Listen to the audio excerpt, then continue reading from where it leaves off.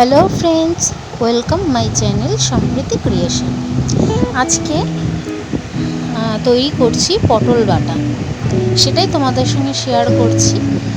এটা দেখো, এটা খেতে খুব সুস্বাদু আর গরম ভাতের সাথে খেতে তো খুবই ভালো লাগে। প্রথমেই তোমাদের বলি যে পটল বাটাটা অনেকে পটল ভর্তাও বলে। আচ্ছা, প্রথমে কয়েকটা পটল নিয়ে নিয়েছি, কিছু কাঁচা লঙ্কা রয়েছে, রসুন রয়েছে কয়েক কোয়া, কালো জিরে, সাদা জিরে এবং একটা শুকনো লঙ্কা। এখানে তোমরা চাইলে শুকনো লঙ্কা দুটোও দিতে পারো বা তিনটেও দিতে পারো। আচ্ছা, প্রথমে পটলগুলো ভালো করে ধুয়ে নিচ্ছি।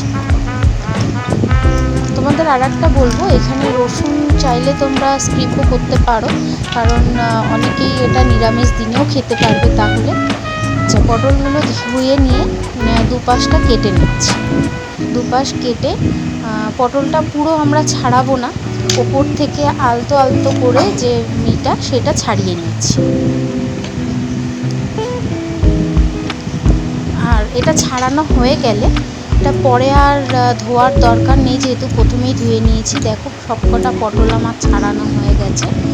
এগুলোকে এবার আর একটুখানি, যেগুলো দেখো কিছু কিছু পাকা পটল ছিল সেগুলোর বীজগুলো আমি ফেলে দিয়েছি, আর কচিগুলো বীজগুলো রয়েছে এরকম করে কেটে নিয়েছি। তোমরা চাইলে এগুলোকে আরও ছোটো করতে পারো বা এইরকমও রাখতে পারো, বা দেখা গেল একটা পটলকে 4 ফালিও করতে পারো, কোনো অসুবিধা নেই।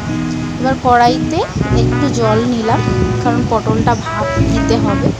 পটলটা দিয়ে দিলাম। পটলটা দিয়ে জলটা আরেকটু কম দিলেও হয়, জলটা আমার একটু বেশি হয়ে গেছিলো।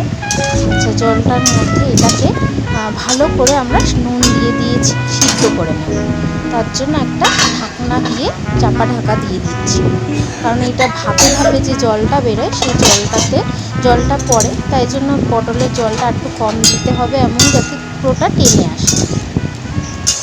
আচ্ছা, পটলটা ভালো করে একটু ভাপ দিয়ে নিলাম। এটাকে এবার পটলটা সাইডে জল ঝরানোর জন্য রেখে দিয়ে কড়াইতে শুকনো লঙ্কা এবং কালো জিরে আর যে সাদা জিরে যেটা রেখেছিলাম সেগুলো একটু ভেজে নিচ্ছি। ভেজে নিয়ে শুকনো লঙ্কাটা তুলে রাখবো। শুকনো লঙ্কাটা রাখছি, এটা যারা বেশি ঝাল খায় তারা চাইলে এটাকে পেস্ট করেও দিতে পারো, কিন্তু আমি এটা জাস্ট একটা গার্নিশের জন্য রেখেছি। এখানে যে রসুনগুলো রেখেছিলাম সেই রসুনগুলো দিয়ে দিলাম, এবং কাঁচা লঙ্কা যেগুলো রেখেছিলাম সেগুলো দিয়ে একটুখানি ভাজা ভাজা করে নিচ্ছি। এগুলো বেশিক্ষণ তেলে রাখবে না, কারণ লঙ্কা রসুন এগুলো ফেটে যায়, তাই জন্য একটু ভাজা ভাজা করে পটলগুলো দিয়ে দিতে হবে। পটলগুলো দিয়ে একটু ভালো করে ভাজতে হবে। দেখো, এখানে অল্প একটু ভাজা ভাজা করে আমি এখানে আরেকটুখানি নুন দেবো, কারণ এর আগে সিদ্ধর সময় নুন দিয়েছিলাম, তাই আন্দাজ মতো নুন দিতে হবে। যে যেরকম নুন মানে স্বাদ থাকবে সেই রকম। তারপরে একটুখানি হলুদ দিলাম আর সামান্য একটু চিনি। এটাও কিন্তু স্বাদ মতো, বেশি মিষ্টি হলেও ভালো লাগবে না আর মিষ্টি ছাড়াও ভালো লাগবে না, তাই জন্য এগুলো সবগুলোই নিজেদের আন্দাজ মতো দিতে হবে। এগুলো ভালো করে ভাজা ভাজা করে নিলাম। ভাজা ভাজা করে নিয়ে মিক্সির বাটিটার মধ্যে তুলে নিলাম।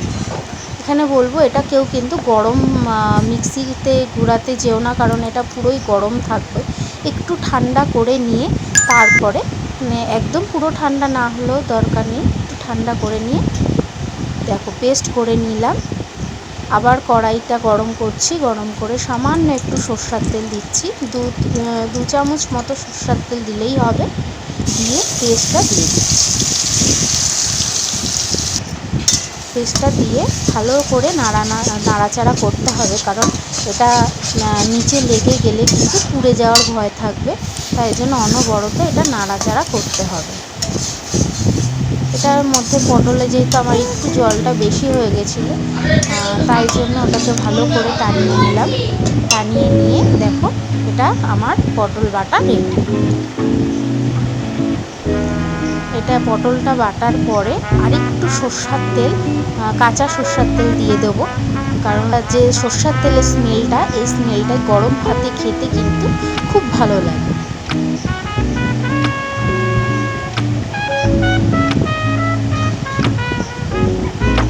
দিয়ে আজকে আমার পটল বাটা রেডি।